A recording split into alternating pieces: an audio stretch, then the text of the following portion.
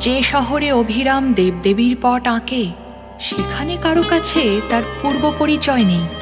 সবাই জানে সে বিদেশি, পট আঁকা তার চিরদিনের ব্যবসা।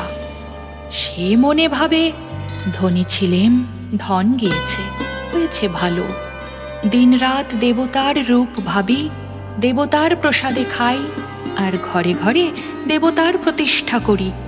আমার এই মান কে কাটতে পারে?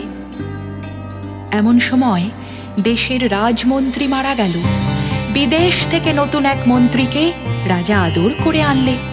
সেদিন তাই নিয়ে শহরে খুব ধুম। কেবল অভিরামের তুলি সেদিন চলল না। নতুন রাজমন্ত্রী, এই তো সেই কুড়িয়ে পাওয়া ছেলে যাকে অভিরামের বাপ মানুষ করে নিজের ছেলের চেয়ে বেশি বিশ্বাস করেছিল। সেই বিশ্বাস হলো সিঁধ কাঠি। তাই দিয়ে বুড়োর সর্বস্ব সে হরণ করলে। সেই এলো দেশের রাজমন্ত্রী হয়ে। যে ঘরে অভিরাম পট আঁকে সেই তার ঠাকুর ঘর। সেখানে গিয়ে হাত জোড় করে বললে, এই জন্যেই কি এতকাল রেখায় রেখায় রঙে রঙে তোমাকে স্মরণ করে এলেম। এতদিনে বর দিলে কি এই অপমান? এমন সময় রথের মেলা বসল।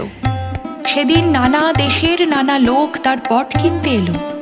সেই ভিড়ের মধ্যে এলো একটি ছেলে, তার আগে পিছে লোক লস্কর। সে একটি পট বেছে নিয়ে বললে, আমি কিনব। অভিরাম তার নফরকে জিজ্ঞাসা করলে, ছেলেটি কে? সে বললে, আমাদের রাজমন্ত্রীর একমাত্র ছেলে। অভিরাম তার পটের উপর কাপড় চাপা দিয়ে বললে, বেচবো না। শুনে ছেলের আবদার আরো বেড়ে উঠল। বাড়িতে এসে সে খায় না, মুখ ভার করে থাকে। অভিরামকে মন্ত্রী থলি ভরা মোহর পাঠিয়ে দিলে। মোহর ভরা থলি মন্ত্রীর কাছে ফিরে এলো। মন্ত্রী মনে মনে বললে, এত বড় স্পর্ধা! অভিরামের উপর যতই উৎপাত হতে লাগলো, ততই সে মনে মনে বললে, এই আমার জিত।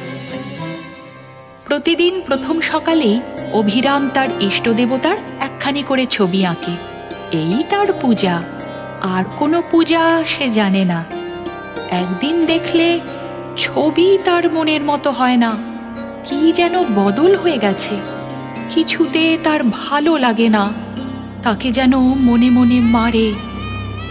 দিনে দিনে সেই সূক্ষ্ম বদল স্থূল হয়ে উঠতে লাগলো। একদিন হঠাৎ চমকে উঠে বললে, বুঝতে পেরেছি। আজ সে স্পষ্ট দেখলে দিনে দিনে তার দেবতার মুখ মন্ত্রীর মুখের মতো হয়ে উঠছে। তুলি মাটিতে ফেলে দিয়ে বললে, মন্ত্রীরই জিত হলো।